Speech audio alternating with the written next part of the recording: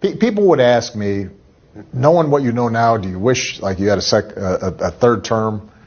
And I used to say, you know what? If I could make an arrangement where I had a stand-in, a front man or front woman, and they had an earpiece in, and I was just in my basement in my sweats, looking through the stuff, and then I could sort of deliver the lines, but somebody else was doing all the talking and ceremony. Wow. I'd be fine. Breaking news we brought you off the top. Director of National Intelligence Tulsi Gabbard declassifying documents that show a, quote, treasonous conspiracy at the highest levels of the Obama administration to manufacture a narrative that Russia was trying to influence the 2016 presidential election. DNI Director Gabbard is saying today there was a treasonous conspiracy in 2016 committed by officials at the highest level of our government. We'll continue to break down the bombshell as it develops. There's a lot of Obama people in the White House, and a lot of us think that this is really the third term of Barack Obama, that he's behind the scenes, he's pulling the strings, and that Joe Biden is just, there. And so this is just another example of it. We can see what's going on. The American people can see what's going on. And they're desperate now to try to hide what's really going on with Joe Biden. That Tulsi Gabbard, the director of national intelligence, has basically broken the seal on a whole lot of documents that allege that Barack Obama and his White House and his FBI directors and CIA directors all conspired to create the Russiagate hoax after Hillary was defeated, but before Donald Trump was inaugurated, in an effort to basically break his presidency and run a slow-motion coup. Michael Kroger, are you surprised by these revelations, and what does it tell you about the so-called deep state? She's referring these declassified documents to the Justice Department. She argues the intelligence community under the Obama administration changed their tune regarding Russian interference in the 2016 election. And Gabbard points to this material in which intelligence officials state Russia is probably not trying nor had the capability to influence the election by using cyber means. A draft presidential daily briefing shared among officials on December 8, 2016 says Russian and criminal actors did not impact recent U.S. election results by conducting malicious cyber activities against election infrastructure. The next day, the Obama White House gathered top cabinet officials for a National Security Council Principals Committee meeting. These included former DNI James Clapper, John Brennan, and former National Security Advisor Susan Rice. After that meeting, Gabbard says there were leaks alleging that Russia intervened in the election to help President Trump. President Obama and his team, he directed a manufactured piece of intelligence that detailed not if, but how Russia tried to influence the outcome of the United States election that President Trump won in November of 2016.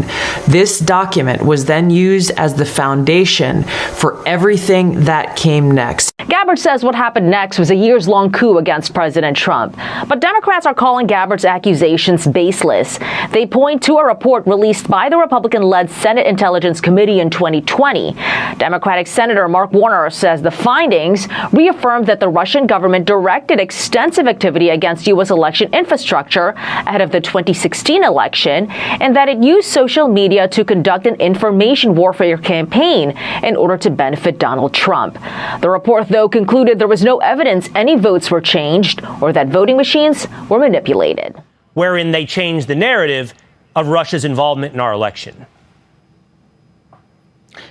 Well, it's extremely disturbing at every level. And the fact is, President Obama needs to answer for this immediately.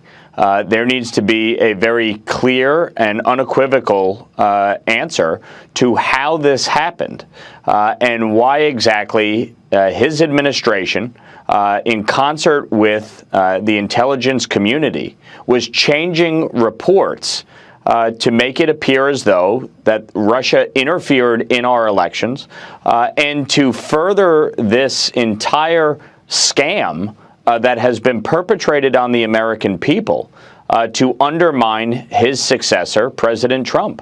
It is just fundamentally wrong, and everything that the American people have seen over the last decade since Donald Trump came onto the national political scene, it has been one event after the next in which Democrats and the intelligence community and the Department of Justice, institutions that are supposed to uphold our democracy, have frankly sought to undermine it at every turn.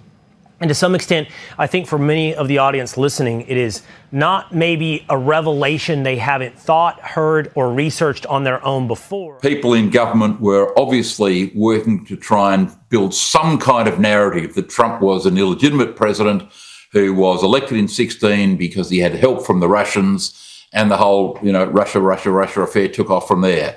So am I surprised that people in the Obama administration were somehow behind the scenes trying to put something like this together? No, I'm not surprised. And it will be absolutely fascinating to see what these documents reveal, James. Absolutely right. Hey, Lee Hansen, before we go, I mean, are you surprised by any of this? And are you surprised particularly by the fact that the left, which always claims to be the ones who are standing up for our democracy, may very well have interfered in democratic processes like this in supposedly the greatest democracy in the world, the United States? No. Look, I remember my grandfather once said to me, said to my mother actually, when she was getting into politics, why would you? It's a dirty game. It has always been a dirty game. It's below the belt tactics that is used continuously throughout the world in politics. So are we surprised? No. More will be revealed over time. It'll be interesting to see what unfolds over this.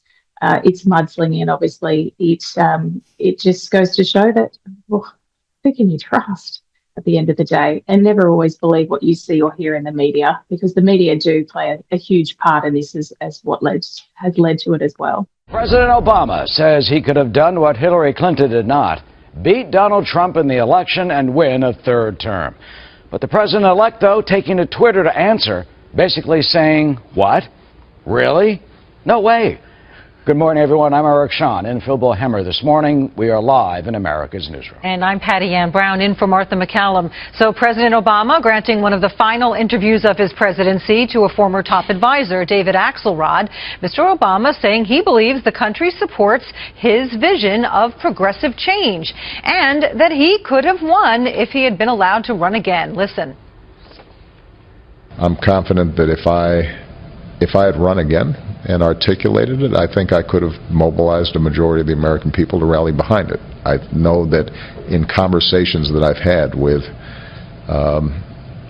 people around the country, even some people who disagreed with me, they would say the vision, the direction that you point towards is the right one. And Peter Ducey is covering the president-elect Trump, who is at his Mar-a-Lago estate in Palm Beach, Florida. So, Peter, how is Mr. Trump responding to the president's pretty boastful claims this morning? Eric, he doesn't think much of President Obama as a political scientist. So the president-elect took to his Twitter handle to say this. President Obama said that he thinks he would have won against me. He should say that, but I say no way. Jobs leaving, ISIS, care, etc. And the president-elect is also now turning part of President Obama's famous slogan about hope and change against him to make a comment about the country he's about to inherit. So in another tweet, Mr. Trump says this: "The world was gloomy before I won. There was no hope. Now the market is up nearly 10%, and Christmas spending is over $1 trillion. The statements from the outgoing president and the incoming president show that their relationship has really evolved or devolved, because even though the two targeted each other on the campaign trail for months, 2 days after the election they had that friendly Oval Office meeting where President Obama promised to help make the transition to White House life as easy as possible for the Trumps. The two men then began regularly talking on the phone. But something changed, because a few days ago, as Trump continued to get a lot more attention than President Obama for moves that he was making, the Obama administration's Deputy National Security Advisor, Ben Rhodes, said there's just one president at a time, and now President Obama is suggesting he thinks that one president at a time should be him for another 4 years. Eric?